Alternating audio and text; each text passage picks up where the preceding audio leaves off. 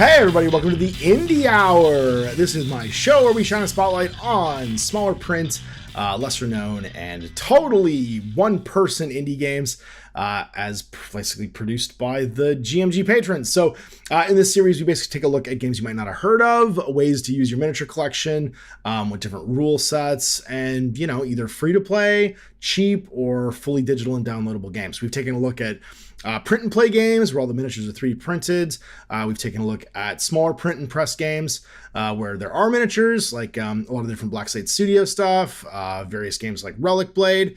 And every single week we pick a new game. The patrons get a poll and we record it. We also hang out for about half an hour before and after, where we do some like inside stuff and talk industry inside bits and pieces too. Just catch up on the week and what we're going to be, working on next. And then eventually some of these games even get produced into Let's Plays. So we've got a couple of these that have already been aired, that will be actually, like, you guys will see them get played.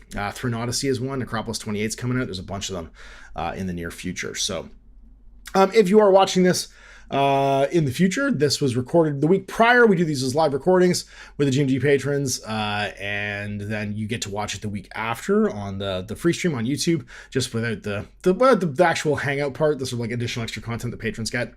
And this week's game is going to be from Victrix Miniatures. This is Pillage. This is a Dark Age Viking game, set in the age basically between like the fall of the Roman Empire and Charlemagne, into the new era. And it leans on Victrix's massive collection of plastic miniatures, and they're making some specific miniatures for this line as well. If you're not familiar with Victrix, they're kind of like a name brand in the classic medieval and historicals world with plastic miniatures. They do a variety of different designs. You can see these are just some of the existing kits. Like they didn't have to make any of this for Victrix or for Pillage. These are some of the new stuff coming for Pillage, you can see here, but like their model kits, they've got everything from like Vikings and Normans, early Roman legionnaires. So they do all periods. And this game is designed specifically to be based in the Dark Ages. Now, there's quite a few other games in this landscape. Obviously, Saga is a big one. What was the other one called? The Storm Crow, I think it's called. It's like an Odin reference, basically. And those ones are kind of already existing on the market. So there's a bunch of options for it, but these ones specifically are going to have like the backing of a enormous miniature line to play through. So the patrons picked this week because it's brand new.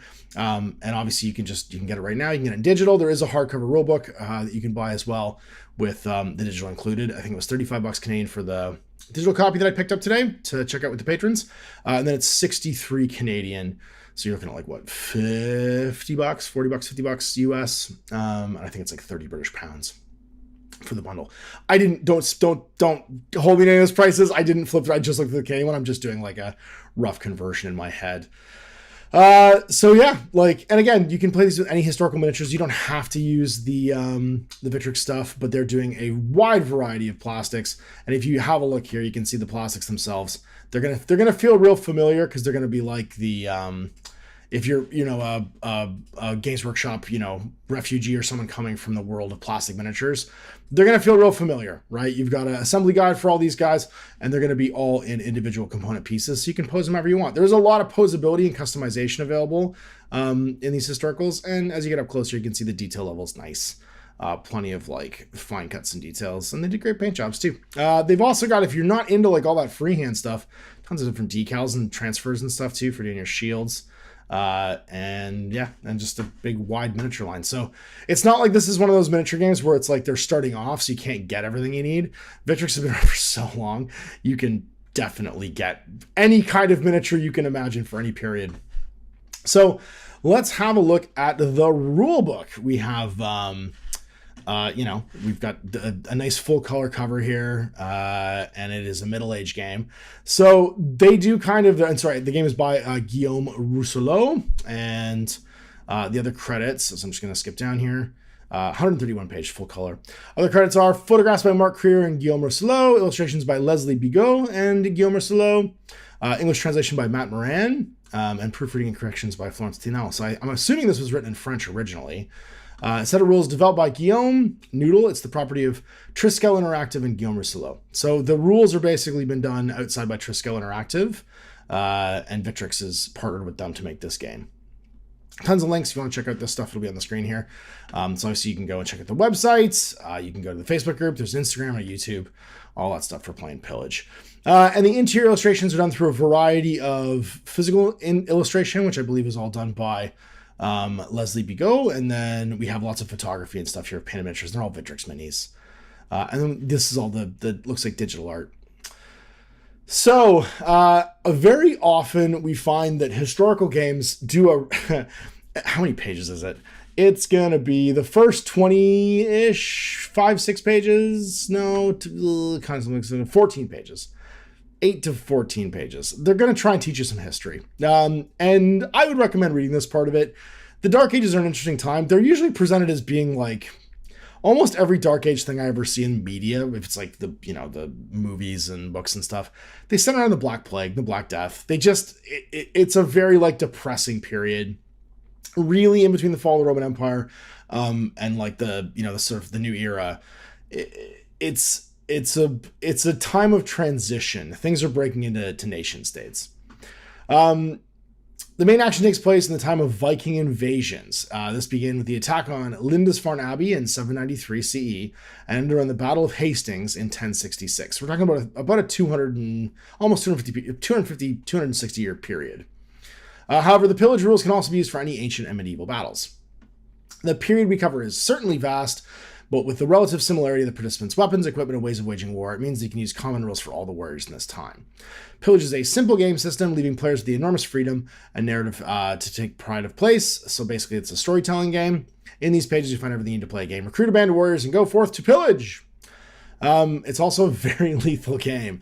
I do like that they put this in the intro. Melee usually ends with a victor and a vanquished. Sometimes two vanquished if our warriors slay each other. But the end of a combat is very fatal. This is a deep impact on the way you play and influences the game tactics. Keep well in mind during your games. So don't expect everyone to be a hero and survive. This is a game of kind of regular people in a terrible time fighting each other with sharpened sticks. And we got some generalities in here. So playing raids, it's a miniature game that recreates the typical battles of the Viking Age, which are raids or medium scale battles. These are small skirmishes, generally involving a limited number of warriors, rather than the big pitched battles between hundreds and thousands of soldiers. Although they remain optional, scenarios are vital to games of pillage and add tons of flavors. They recommend you don't just play to the death. And a simple set of rules. The system has two advantages. Pillage has a rule based on two simple principles. Each player or fighter has a weapon to attack with an armored class to protect them. And those are kind of your only two stats. Sometimes you might have more than one hit point if you're like a heroic character, but for the most part, you really have two stats, and it's your weapon and your armor class. And there's two advantages here. The first is visual. You always know what a warrior is worth just by looking at the figure, so there is a WYSIWYG roll in here. And the second is mechanical. It lets us focus on other aspects of the game like strategy and the placement of troops. This rule sets up heroic feats and epic situations and takes center stage in the narrative. And then it's just like, do what seems right. They don't tell you to don't look at this as a law book. So we've got our introduction to the period, the early Middle Ages, and sort of the map of like what the world looked like back then. So you can see like the Anglo-Saxons, Welsh, Irish, and the Picts and Scots kind of controlling the whole Isle of Britain. The Danes over here on the right, the Bretons down at the bottom, and the Carolingian Empire with Bohemia and the Slavic tribes kind of center stage in the middle of Europe, surrounded by the remnants of the Roman Empire and all these other little duchies and caliphates and kingdoms. We witness an increasing power of religion, the growing importance of the various churches, which can be seen to admire with the appearance of earliest monasteries and abbeys and other religious buildings. It's also in the aftermath of Viking attacks that the first motte and bailey castles appear, which would develop into fortified castles over time. So the Vikings are this like kind of stimulating force in Europe because they're like this constant threat of like, oh shit, these guys are going to show up and steal all our stuff. They kind of push forward a bunch of different technologies and architectural styles and just ways of living in Europe. And then it's more historical stuff like how they dress, the fact they wear bright colored clothing, and then a timeline through history.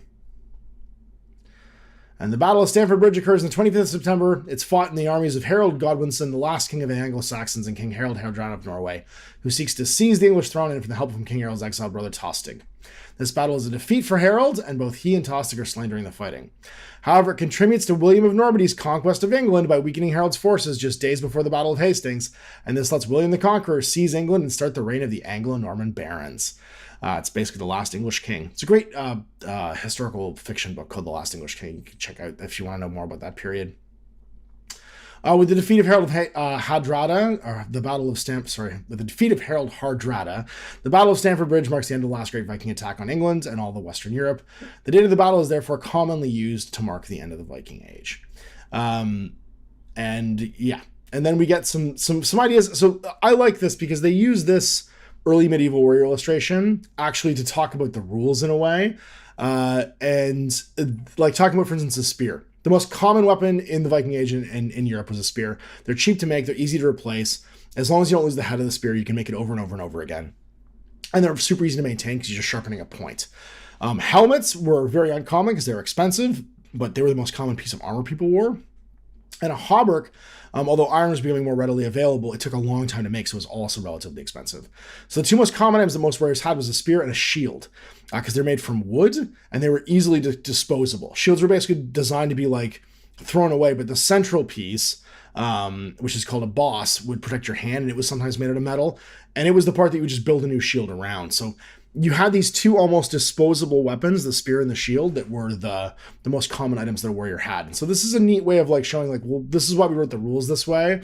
And this is why this is the most common equipment that you have.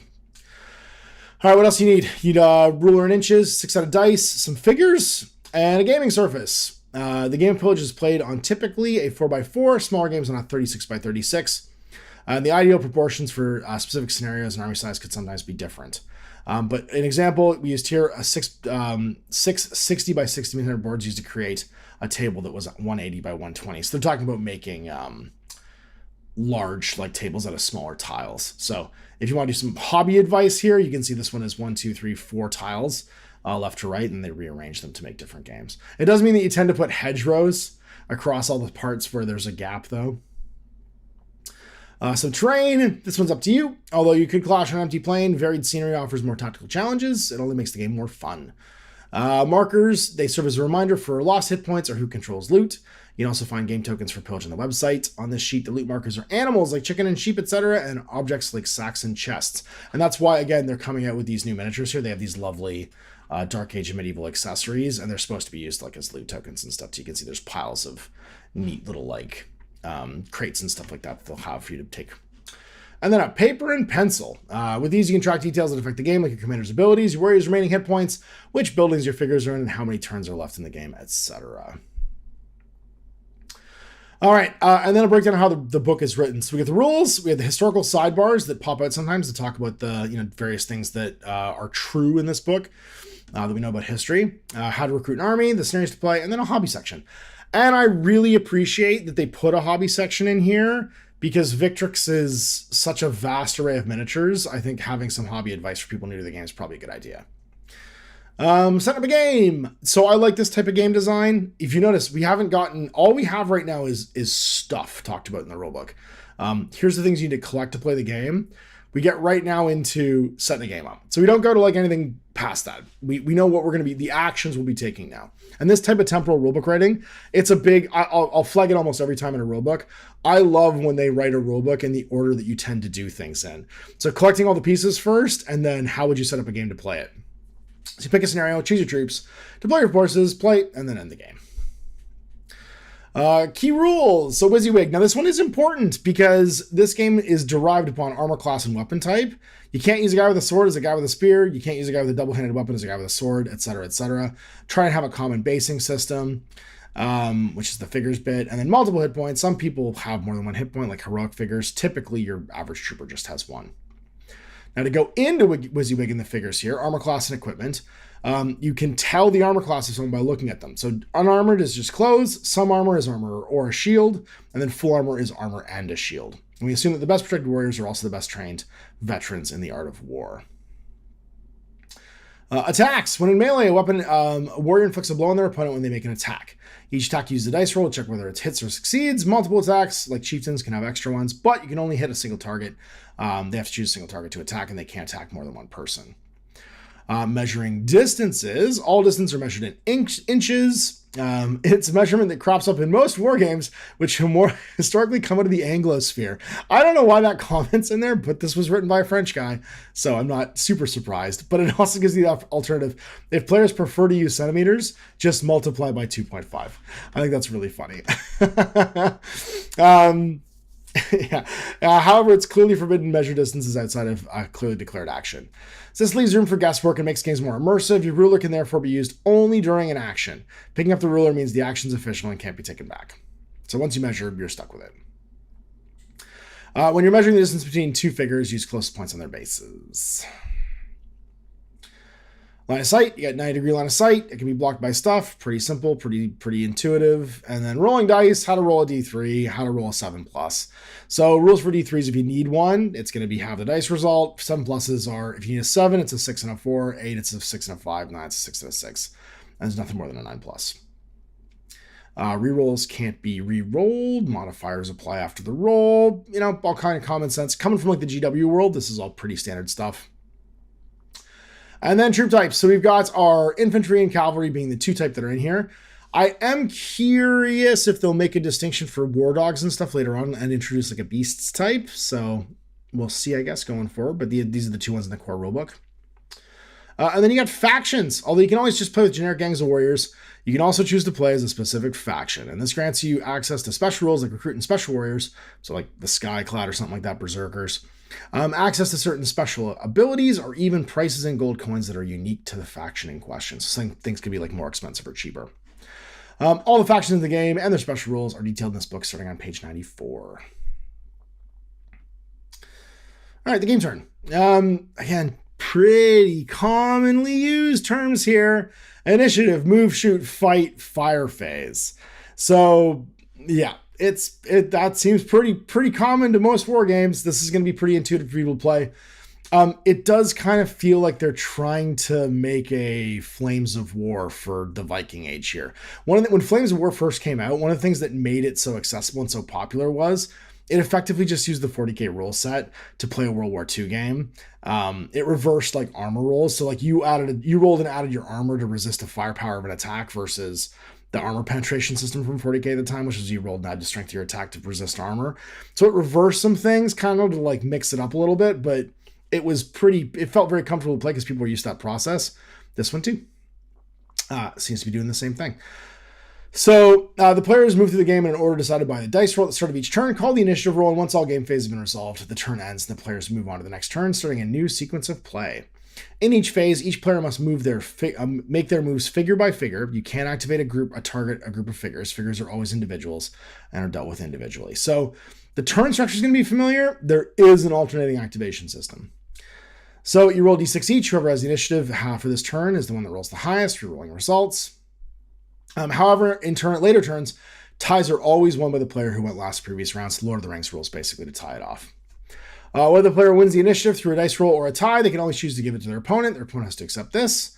And that's pretty familiar to people who've played Warhammer or Lord of the Rings. The Middle-earth strategy battle game, which I still call Lord of the Rings. All right, movement phase. Who moves first? Whoever won the initiative at the start of the turn moves their figures first. They choose a figure they want to move, use all of its movement range, then move on to the next figure and so on. Once the first player declares they've finished their movement phase, their opponent's turn to complete theirs. So exactly Middle-earth SPG, right? You move all your figures and I move all my figures, but it's a combined game turn, right? We're not going back and forth and having my movement phase, my shooting phase, and my close combat phase. It's I move, you move. I shoot, you shoot. I fight, or you fight. And the armor class. All right. Each figure has a specific equipment that will hamper their ability to move. So unarmored, the figure has no protection and only wears clothes or fabric of hide. And in the case of some exhibitionist warriors, its birthday suit. That's adorable.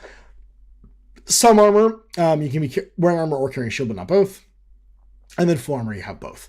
And your movement is going to be based upon how heavily you're armored. So infantry, if they're unarmored, move 8. If they're fully armored, move 6. And then partials are going to be 7. Cavalry is always 14 unless they're fully armored, in which case they slow down to 12. All right, moving. Players can move their figures in any order, but always must finish one figure's movement before moving on to another. You can move in any direction, and it doesn't need to go in a straight line.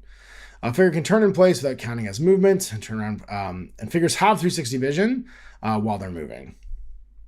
Terrain. The world's countrysides don't lack for terrain. Of course, there's special rules for movement. So like fields, they're not going to like impose any kind of penalties. But difficult ground, a figure within 2 inches of the edge of a woods is therefore visible and can be targeted by shooting and charging. So that's going to be like a border of a woods, basically the further in. It's old 40k 3rd edition rules. The deeper you are in the woods, the fact that you can't be seen. And then marshes and rocky areas, they're very difficult to move in here. These types of terrain will dictate the penalty that you have. So difficult terrain, you have your movement. Very difficult, I think it's a quarter move. Jumping obstacles, impassable ground, roads, narrow gaps. Roads give you +2 movement. Cavalry get +4 movement on a road, obviously, because it's easier to move. It's a little bit of bonus there.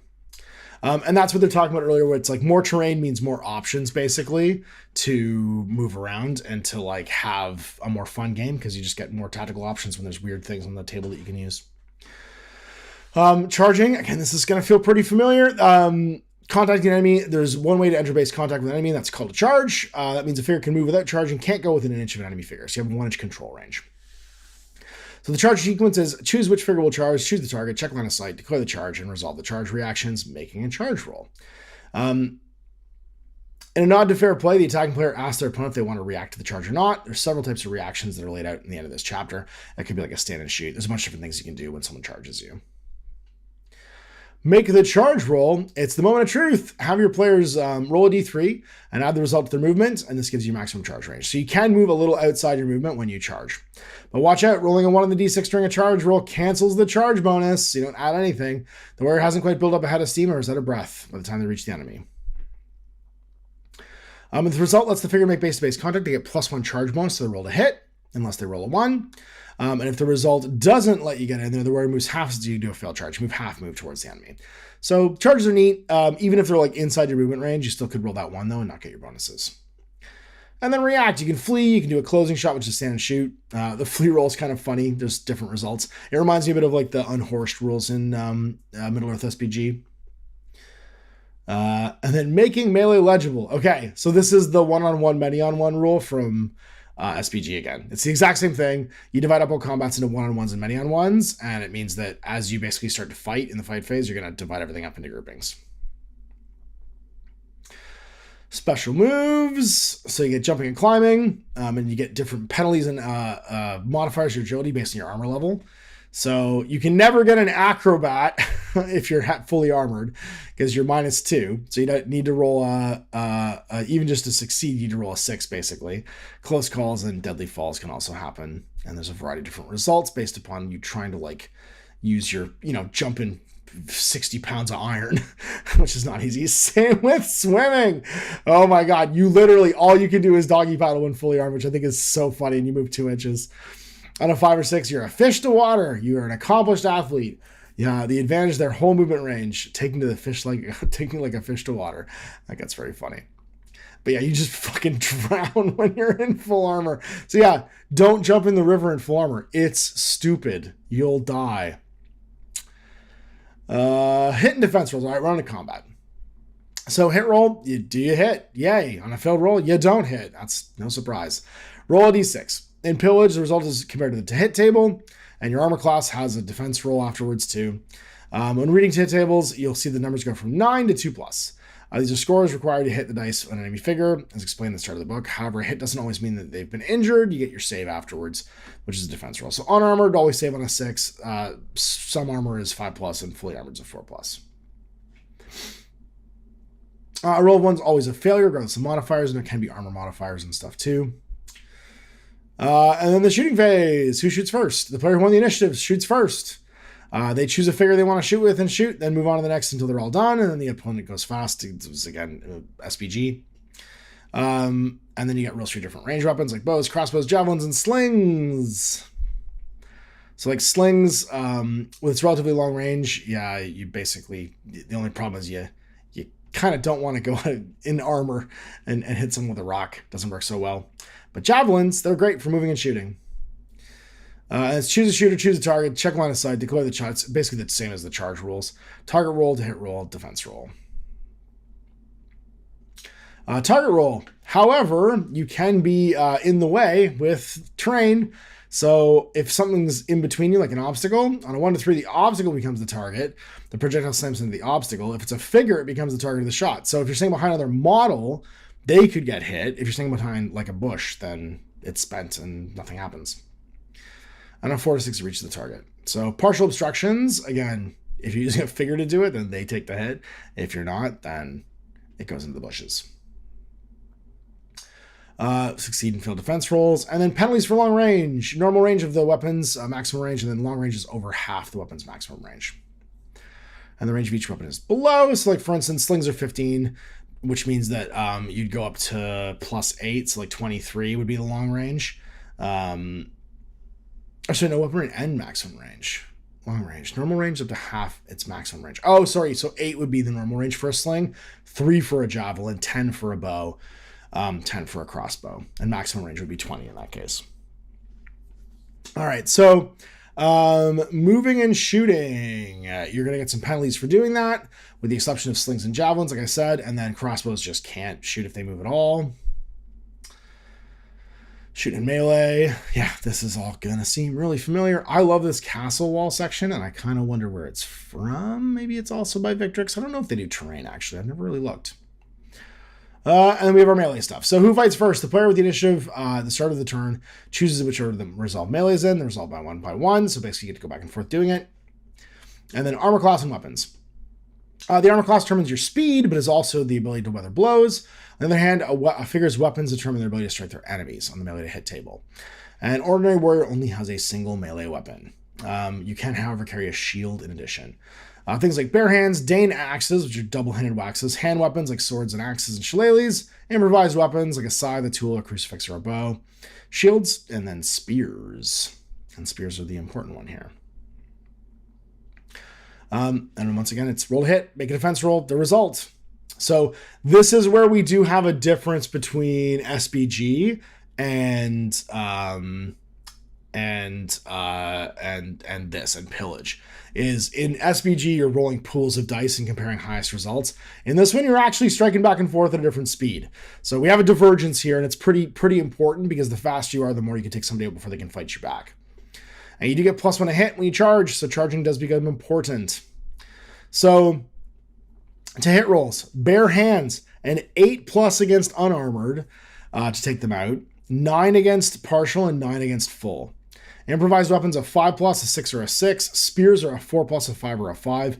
Hand weapons are a 3+, 4, and 4. Dane axes are a 2+, a 3, and a 3. Now remember, you get +1 to hit when you are charging. So a charger with a spear would hit on a 3 or a 4 against fully and partially armored people.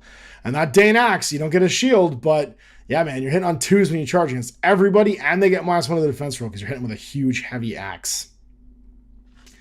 And then defenses are the same, 6s, 5s, and 4s across the board.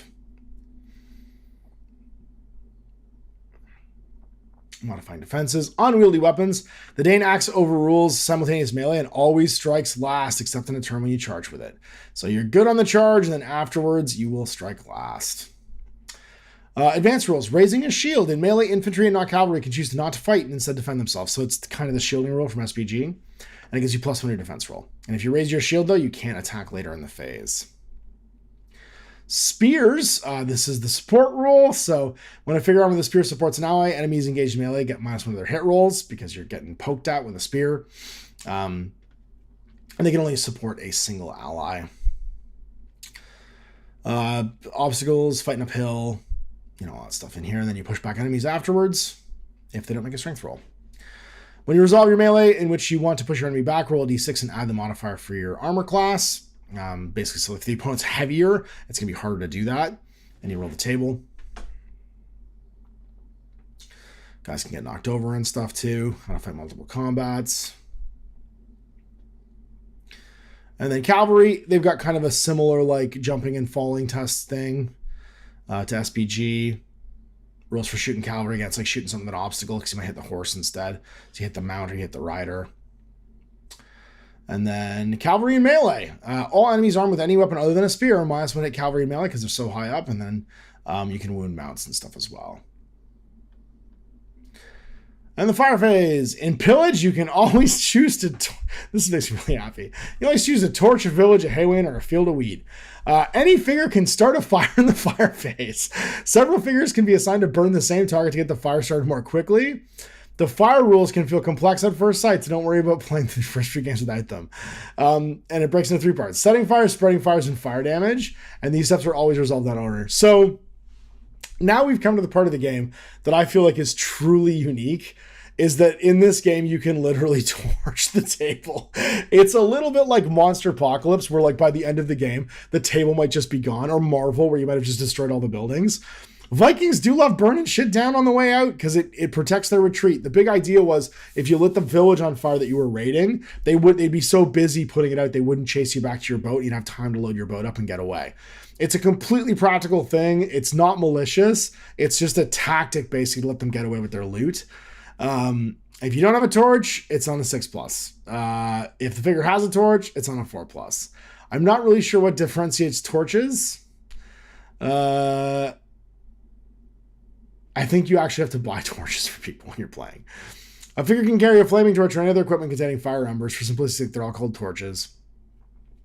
A figure can start the game with a torch or grab one from a piece of burning scenery somewhere in the field of battle. Don't forget to specify who has a torch. Picking up torches when a figure uses face-to-face contact.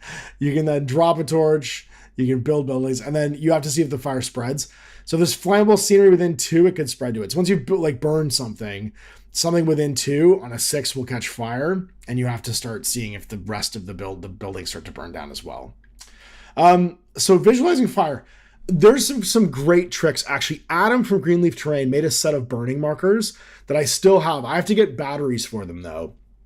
And because he's a genius, he got like cotton batting to make like a pillar of smoke, but he got those little LED tea lights with like a flickering flame, and he glued the batten around them, and then airbrushed it black at the bottom and then like red and then a little bit yellow so you could kind of see the fire, but then it was lit from inside by these like flickering little like electric candles. And that kind of thing is perfect for a game like this because you can just stick them on the sides of buildings and have these big columns of smoke coming out so you can see where the fires are. Highly recommend. Super easy to do. Go to the dollar store. You can make some. We used them as vehicle wreck markers too, actually, for games like Horse Heresy and 40K. And then just like explicit rules for fire damage. And we got advanced rules, so things like morale checks. And you'd probably want to use all these. How to loot, because this is how you'd actually like assign like loot tokens and steal all the things at the end of the table that you're going to try and get away. You have to dig around to find the loot though, so it depends on the type of scenery that you're looking in. Because loot can then be transported. That will dictate whether or not you win. Special rules for buildings, entering and exiting buildings, how many people can be in a building. Let me get a little more granular here on all that stuff. Types of buildings, multiple stories, haystacks. Special characters like your chieftains with their extra hit points, extra attacks, like 2 attacks instead of 1. They automatically pass morale checks. And then talents, special things they can do. Berserkers with hallucinogenic mushrooms. Damn, this game had me at hello. Cavalry can't be berserkers, and berserkers can't have thrown or ranged weapons. And if you eat mushrooms, you get 2 attacks instead of 1 for the rest of the game because you're just freaking out. But you have to make confusion rolls, like you just start eating grass. Special rules for housecarls, which are your elites, healers. Can patch people up, supply trains, and then special equipment like banners and warhorns, warhounds. And I like that they separate this stuff out because to play your first couple games, really, you just want to put figures down and play. Just to learn the basic rules. Having all this additional stuff in its own separate compendium means you can digest it kind of like as you want. Although this game is simple enough that I think you could probably pull it up real fast. Rules for warhounds. Special formations like shield walls and fighting in more than one rank. Playing naval battles, so all the way into ships and naval battles. Weather tables, and then factions. So this is you building your army list, basically. So when you play a game, typically you're going to have a gold piece, like, total that you want to play to. And that's your army cost. When staging your games, don't hesitate to lend more weight to your wishes than your army's worth in gold pieces. Each figure has a cost in gold, which represents the total number of game options, and this means you can balance your forces using the value of your army's figures. And there's also other restrictions, like you only have so many things in your army. Restrictions, chieftains, you can only have one. You can add more, especially if you're playing several large games. Or if your army is large, in this case, you can recruit one chieftain for every 20 full warriors in your force, like every 20 guys. It's his warband. You can only have one banner, one warhorn, and no more than 25% of your weapons can be ranged. That sounds familiar again. Same with cavalry, no more than 25%. So there's more SBG stuff in the background. Talents. Each talent has a name, a cost in gold pieces, and a note of which faction or factions can use it. So these are basically like things that apply to the army across the world, or like, one or two different factions. So like athletic training, your infantry figures ignore the movement penalties for passing obstacles and can charge across them. Dog trainers, it's 10 gold piece for pack masters. Irish, Scots, and Picts can take this one. You can have 4 dogs rather than 3. Forces of nature for all factions. Your chieftain gets an additional hit point, and so goes from 3 to 4 hit points. Grand Marshal of Horses for all factions for 30. Your cavalry figures get no movement penalty for crossing passable obstacles and get plus into their rolls to cross obstacles. So sometimes they can never fail. Hunters, difficult terrain becomes normal terrain for infantry and only recruits cavalry by half. And then King of Ambushes for all factions. Basically allows you to hide people in ambush, bring them on later. Lewd Provocations, any factions except for Normans or Carolingian Franks. Basically, it's the beginning of Braveheart where they all moon everybody to get them to fight. And then all of these upgrades can be taken by the different factions to make them more unique. All right, then we've got our actual army list. So Norse, Viking morale, never takes any penalties of any sort. This means that their morale only ever breaks on a roll of 1, so they can never get more scared. And then their equipment table. So warriors, basic cost is 10, chieftains is 30, berserkers are 50, and they can take a healer for 30, but no huskarls or wagons. And then they can buy additional protection. So if they want to be armor and shield for a warrior, they're going to cost 20 gold pieces. Give them a spear, they're 25. Hand weapon, they're 10. More, so 30. Dane axes, right? They can take everything.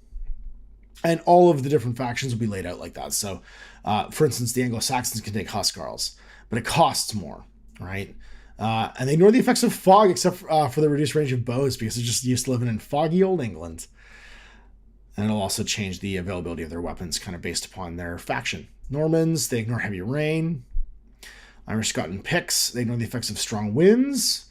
And they can't form shield walls. They fight in too loose a formation. No berserkers for them. Carolingian Franks, Bretons, the Welsh, they ignore the effect of heavy rain and strong winds. Yeah, they do. But don't have a lot of options except for chieftains, warriors, and healers.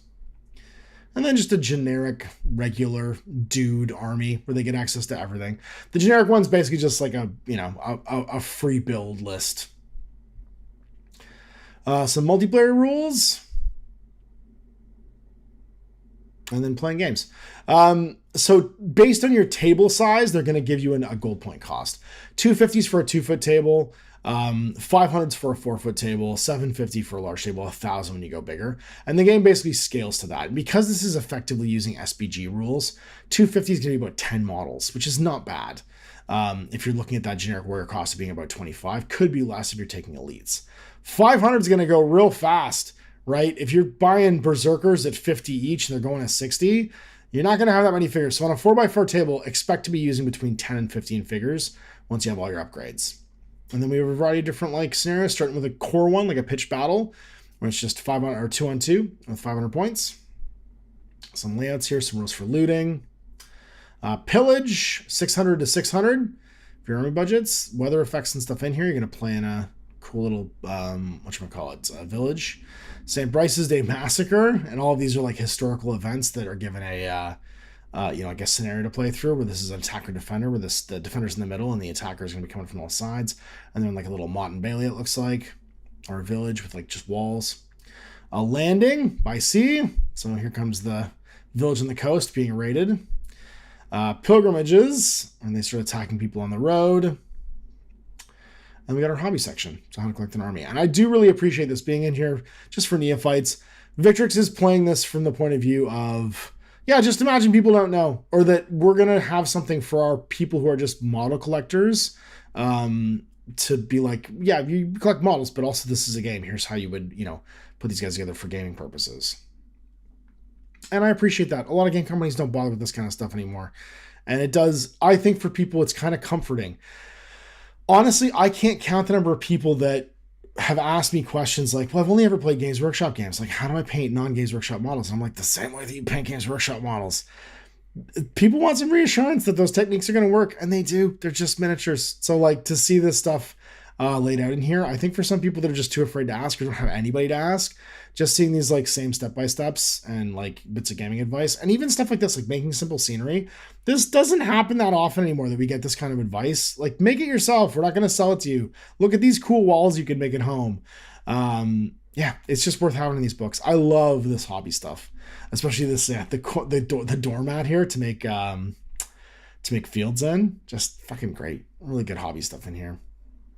And obviously you can find this kind of stuff online, but why not have a little bit in the rulebook? Why not? It doesn't hurt anybody to have it. And that's our book. That's Pillage, baby. So what do I think? Well, obviously, and I called it out, like there is an obvious amount of homage here to SPG. Like, we're not going to hide from it. We're not going to move away from it. We're not going to like pretend it's not there. Some of the core game design, and SPG is a 25-year-old game now. So like, to say that like it's derivative, that's okay, because people grow up playing those games and there's a certain amount of comfort in familiar elements of game design. But the combat system is completely different to this game based on your weight class. It tries to lean into the historical elements of the game in order to sort of do its own thing. And it has a nice open historical army list construction thing where it's like, just take what you want. Here's some restrictions for like making the game feel fun. But it's a game about Vikings. So I think this does what it says in the tin. It's got enough factions from the period, I think, to keep people happy playing. 6 scenarios is more than enough to get started. And if you go to their website, there's already, I think, a bunch of like little like digital downloads you can grab for additional scenarios and like fun hobby things too. Like there's 3 or 4 on the website already. They're clearly planning to keep like expanding this a little bit. So what I would say is, if I was to rank this against the other ones, Saga is its own very unique slice of game design, right? A points free, and it uses the command boards to differentiate between the different factions and stuff. But for the most part, a guy is a guy is a guy. This one feels like it's trying to do kind of what the early 2000s did for World War II games with Flames of War. It's using a familiar style of game engine so that you can have a game that is, you have players come to it and not have to completely relearn what they know about Wargame already in order to jump in for the first time and find it accessible. And I think that's intentional. It feels intentional. So I do think that, people who grew up playing SPG or people who are familiar with it or played even like Warhammer Historicals will find a home in Pillage, because it's just taking that age and that genre and giving some like familiar game design concepts to it. And already, like I said, it has a fucking massive, huge range of miniatures, which will feel familiar, I think, to anybody out there already. And they're obviously planning to do new ones because they're doing these like Carolingians. They're doing specific ones for the factions they don't already have covered. But yeah, like you can find damn near anything in here. Like there's a lot of Normans and Gales and they might add, stuff in the future, like cool chariots. And they might even use this rule set to cover different periods. I wouldn't be surprised if they use this to cover, late Republic Romans fighting Germanic tribes. Like you could really cover any period with these rules. It's just a decent set of like core skirmish rules. And this one Viking box set comes with, Jesus. Oh, these are painted by Duncan Rhodes. That's great. And he's got a painting tutorial for it too. That's fantastic. These are painted by Duncan. That makes sense, actually. What's in the box? You get 12 command figures in chainmail, 20 head options, 48 separate arms, 6 cloaks, 12 round shields, and various scabbards. So you get 48 warriors. So there's 60 miniatures in this box. So if you and your friend bought this one box of Vikings, which is $60 Canadian, $67 Canadian, you would have an infinite supply of miniatures basically to play this game with. So basically just for basically $100. It's $34 for the rulebook, $67 for these Vikings. The entire game is $100. Make some terrain, you know what I mean, and you're good to go. You can't really, I mean, for that price point, man, and if you're excited about like doing historicals for the first time, like why not?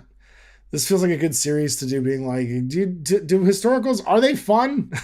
Here's a historical game for $100. Let's give it a try. Yeah, if the patrons vote for me to do that, become a patron, and I'll go do that for $100. I'll make a series on this game, because I think if I can teach someone to get into historicals for $100 for 2 players, with like a bajillion different miniatures that are all fully posable, that's a good like thing to show off as to what's possible. Yeah, and that's it. So I do think this is a great offer into that historical scene. We'll see what the pickup is like and when people start playing it. Obviously, if you want to check out some of those paint tutorials for this stuff, Duncan's got some online. And we'll be back next week with more Indie Hour. So if you're, again, watching this on YouTube right now, and you're not a patron, then we'll be recording that same day the next one of these, which will have been picked and voted by the patrons themselves to check out another indie game. And you can also nominate games in every week's poll. Basically, you get the chance to nominate more games for the following week just by posting them up in there. And we kind of do like a group effort to find and source things, because there are so many games out there and I am but one person, and the patrons do a fantastic job of scouring the internet for new and cool things to check out. And that's actually how this happened. This game came up in the Monday morning chat that we all have every week, where we kind of set the tone for the week, and 2 days later, we were doing an Indie Hour on it. So that is how this patron-produced show works. And I hope you guys enjoyed this one. So we'll see you for more Indie Hour next week. Till then, Ash.